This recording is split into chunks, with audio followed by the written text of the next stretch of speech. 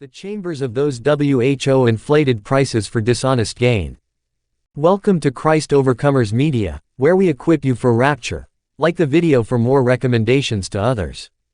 I was with the Lord beyond the grave, and he said, "The end of all things are resolved in me." 1 Corinthians 15:28. And when all things have been subjected to him, then the Son himself will be made subject to him who put all things under him, so that God may be all in all. Then he talked about the days of Noah. The people in the days of Noah had sinned before God, but the sin of the people in the days of Noah are not more perverse in comparison to the sin committed in our generation. When we read the Bible, it is written in Genesis 6:5-6, and Jehovah saw that the wickedness of man was great in the earth, and every imagination of the thoughts of his heart was only evil continually. And Jehovah repented that he had made man on the earth, and he was angry to his heart. The Bible talks about the mind of men, the interior of men, the thoughts of men that were focused on evil. I can afford to say that the Lord has destroyed the world of Noah because every inclination of the thoughts of their hearts was evil. Every day the thoughts of men were directed to evil and wickedness, and because of wicked thoughts, the Lord destroyed the first world. Even if they did not do the sinful action, they were always thinking wicked thoughts.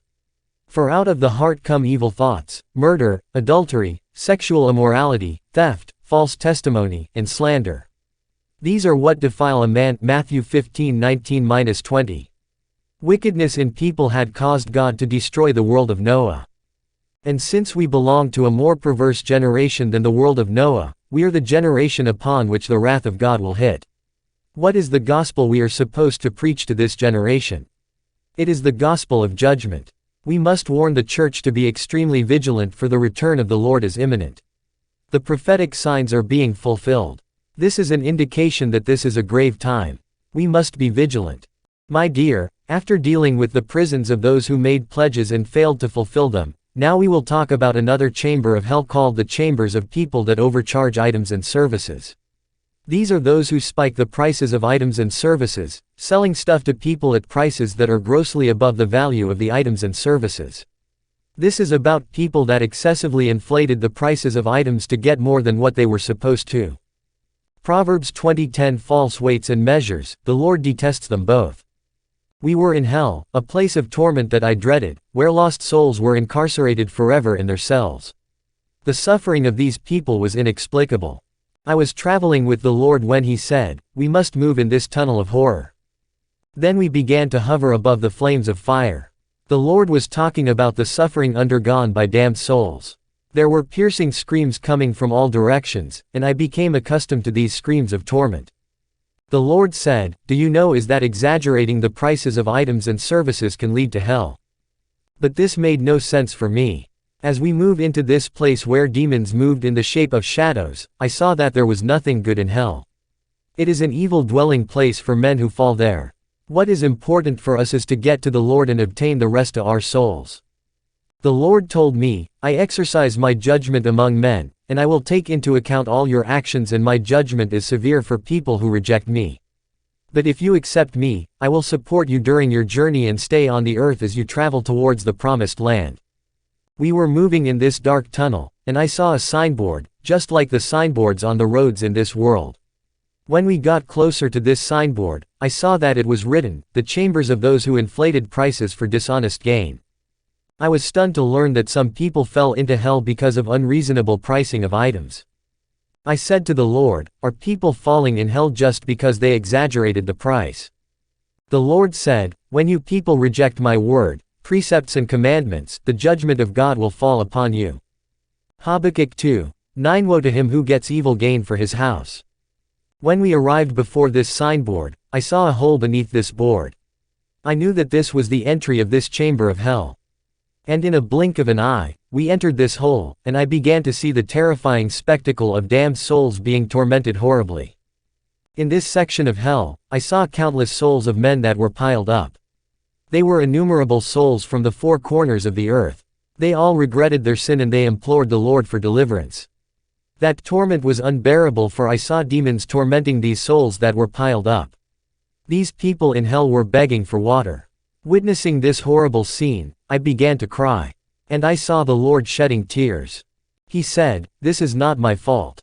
I shed my blood on the cross for these people. If my people for which I have paid this high price on the cross fall here, it's not my fault. In this section of hell, I saw so many objects.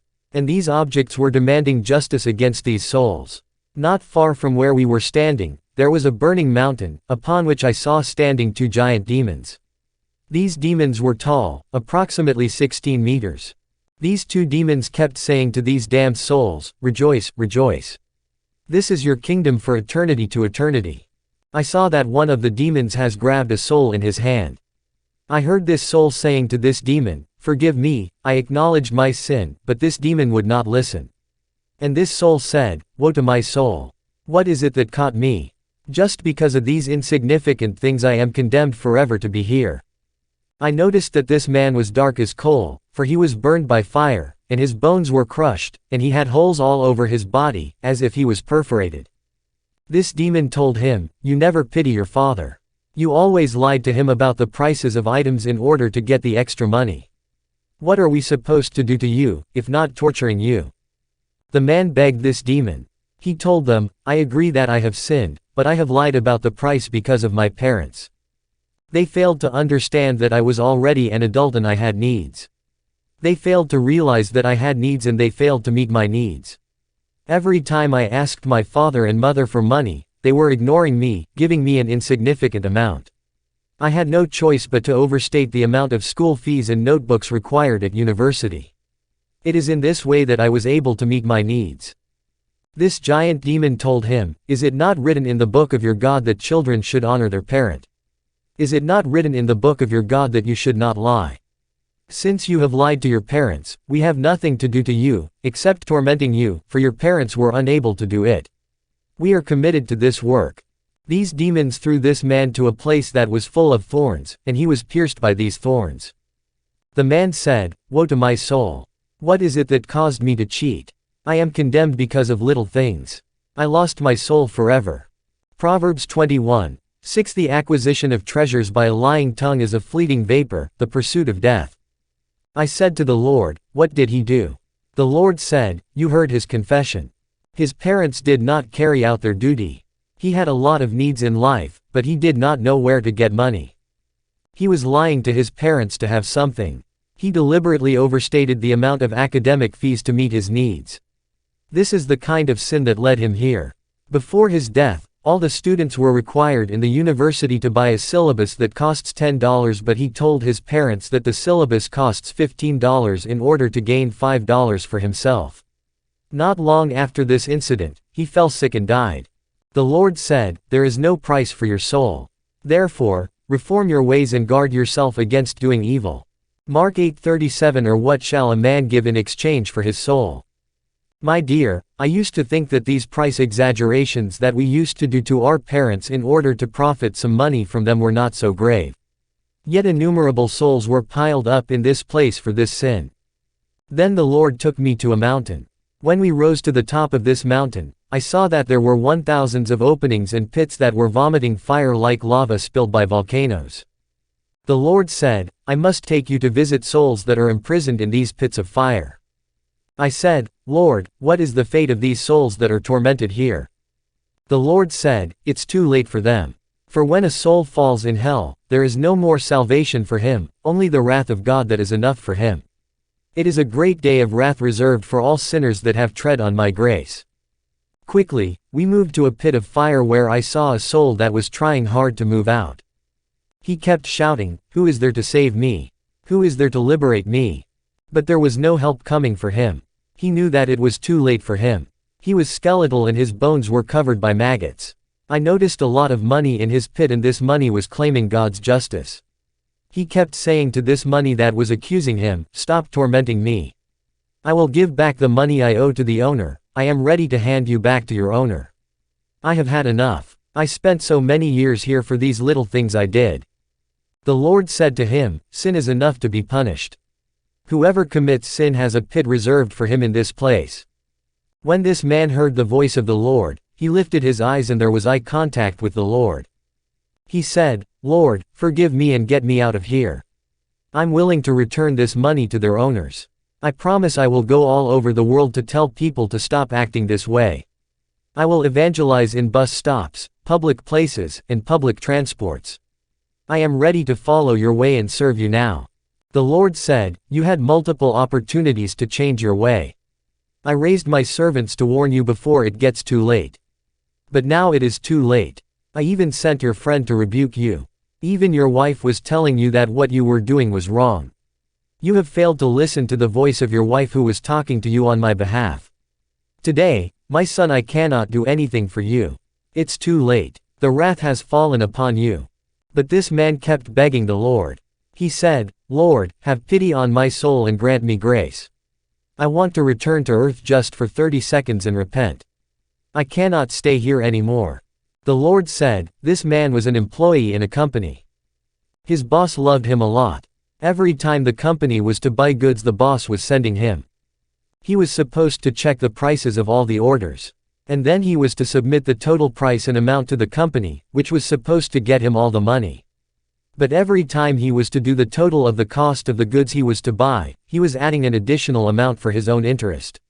When something costs $100, he would write $150. What costs $50, he would write it as $80. This is in order to profit from the company. Whenever this man came back home with a lot of money, he was saying to his wife, Darling, this is the money I gained after overstating the cost of goods that the company was to buy. Given that her wife was a Christian, she was against her husband profiting from the company, and she was opposing him, telling him, your salary is enough for us in this house. You don't need to misquote the price of goods higher in order to acquire unjust gain from the company. But he kept telling his wife, I have a lot of responsibilities and a lot of things to do. I have no choice. We got to profit from this opportunity and enjoy life. Later on, he got sick and died. That is why the demons of hell captured his soul and brought him here. If only he had heeded the voice of his wife. Proverbs 16:8 Better is a little with righteousness than great income with injustice. When the Lord was telling his story, he kept saying, Lord, get me out of here. But the Lord kept saying, too late. The judgment has fallen. The time of settling account has happened. Then we went to another pit where the fire was burning a man. This fire was rising from the ground to the top of the pit, burning him. I saw that he was a burning skeleton. The Lord said to him, You were lying to my servant and stealing sacred money to use it for your own interest. If only you heard the warning of my servant, you would not be here, but this is how you ended. He said, Lord, it's not my fault. It's my pastor who gave me the responsibility of dealing with the church supplies. I was the one buying all the instruments. But the pastor was selfish. He never considered that I had needs. He was earning a lot of money in the church. But we were serving him for free. While he had more than enough, he ignored us. That is why I was overstating the prices of church instruments to gather some money for myself. Forgive me, Lord, I am conscious of my sin. Since I wanted to know more, I said, Lord, what has he done? The Lord said, when he was alive, his pastor trusted him. And when his pastor traveled abroad, he was the one keeping the money of the church, and all the spending of the church was in his hand. One day a preacher came from Europe to preach in their church. When the pastor sent him to buy instruments and the microphone for the guests from Europe, he overstated the price of the microphone. And the pastor trusted him and gave all he asked to buy everything. And when he took that money, he bought instruments and retained the extra money for himself. I poured my anger on him. He got sick and died. Ezekiel 22:13 Behold, then, I smite my hand at your dishonest gain which you have acquired. My dears, I looked at this man and I thought about myself, how many times I was sent to buy stuff and I lied about the price. This man thought he was lying to his pastor, but he was lying to the Lord. Act 5:3 But Peter said, Ananias, why hath Satan filled thine heart to lie to the Holy Ghost, and to keep back part of the price of the land? In this place, we saw a man that was burned. He said, Lord, I used public money. I thought it was not an issue since it was public fund. The Lord said, you were a state employee, and you had your salary, which was enough for you. I said, what has he done to fall here? The Lord said, he was working in a public company in Congo. He was in charge of buying supplies for the company. However, he always bought low-quality equipment for the company, which does not last, instead of using the money to buy top-quality equipment. This is in order to help himself with the extra money left. He spent 15 years in that enterprise. He thought he was stealing from the company of the government and that it was not an issue. He was wrong. 1 Timothy 6:10 For the love of money is a root of all kinds of evils. It is through this craving that some have wandered away from the faith and pierced themselves with many pangs.